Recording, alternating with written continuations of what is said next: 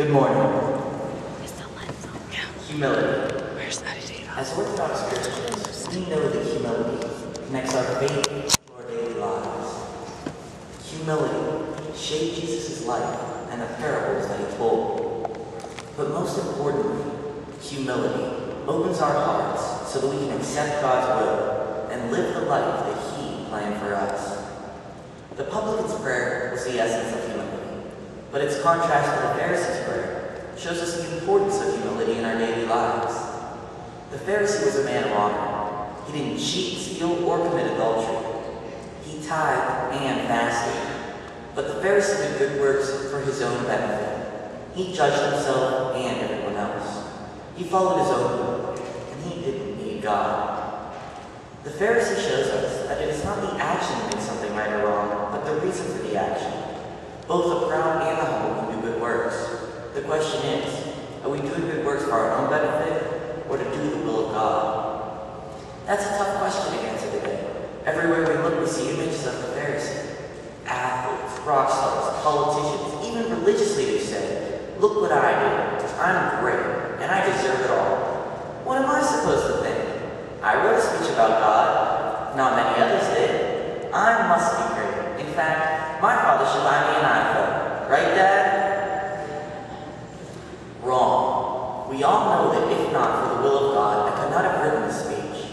Without God, I could do nothing. James wrote that God opposes the proud, but gives grace to the humble. Jesus used the publican to show us the importance of humility, because the publican was dishonorable. He cheated people out of their money and was a traitor to the Jews. But he came to the temple, ashamed of his sins, unable to raise his eyes to God, and begged for mercy. If the publican can receive God's grace through humility, then we all can. The first step is prayer. In Thessalonians, Paul tells us to pray constantly. The Jesus prayer, like the publican's prayer, is simple, but truly produces humility in us. In a few words, we worship God's holiness, we admit that we are sinners, and we ask for God's mercy.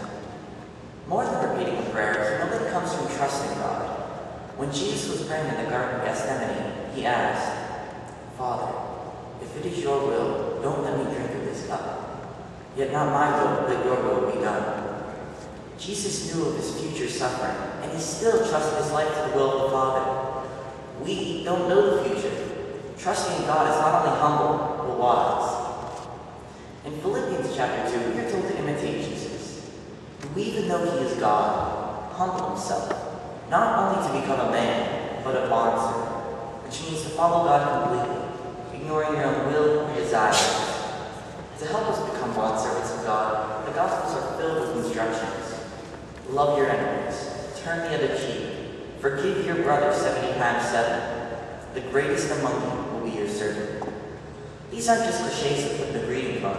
They are the way to live your life. And it is not easy to love, to serve, and to forgive everyone. But in Matthew, Jesus said, "God causes the sun to rise on the evil and the good." So who are we to choose who to love, who to serve, who to forgive? Humility is important, and it's hard. But if we begin with prayer, God reveals his will to us. Then by carrying out God's will in our daily lives, our humility grows, which leads us back to prayer. It is a never-ending cycle, and it is only with humility that we can live according to God's plan for us. So that one day, we may hear Christ say, "What you have done for the least of these, you have done for me." And what could be more important than that?